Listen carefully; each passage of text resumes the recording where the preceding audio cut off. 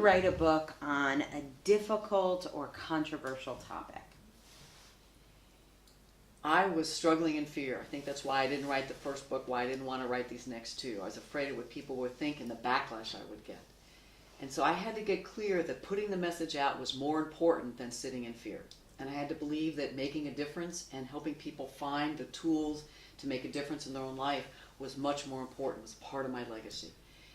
And I had to let go of people liking me, people wanting to approve of me. I had to let go of that and know that speaking my truth to power, speaking my truth in the world was why I'm here and was much more important than what people thought of me. How did you do that? Took a lot of prayer. Prayer, okay. It took watching some other my colleagues who had gone through and had gotten some backlash, that they moved through it and they survived, and it actually made them stronger. And they had a message to teach others about how to do it. I'm like, all right, maybe it's my turn. Were there any key cheerleaders or mentors or people in your life that kind of helped along that way, or was it all from inside? A lot of it was from inside, but I have several people that I've watched really go out there on a limb and actually mentor me along the way. And to not care what people thought. And that doesn't mean they don't care about people. Yeah. And they don't care about their impact.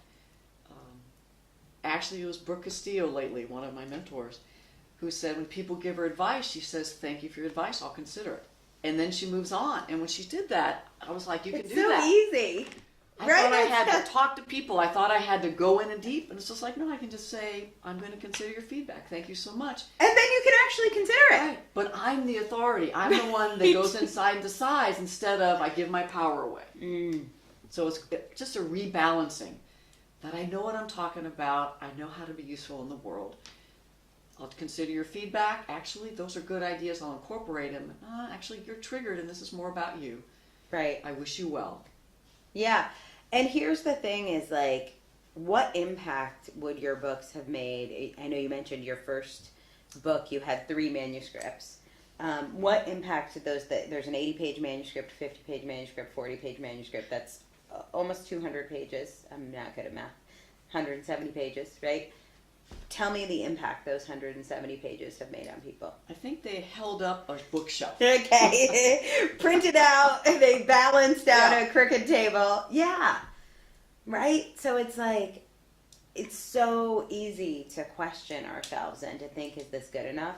And then when you put a book out there and then you get feedback from somebody that this changed their life, changed their relationship, made them feel better, like had an impact on them. There's no manuscript that's sitting on a hard drive that has had that kind of impact. I was trying to write the perfect book, trying to make sure no one would be mad at me. And you said, you write from your heart, you write now. And even in 13 weeks, I wanted another month. And you said, how do you know it's going to be better in a month? Yeah. And I just had these old beliefs that the harder you work, the more you put into it, then it's better.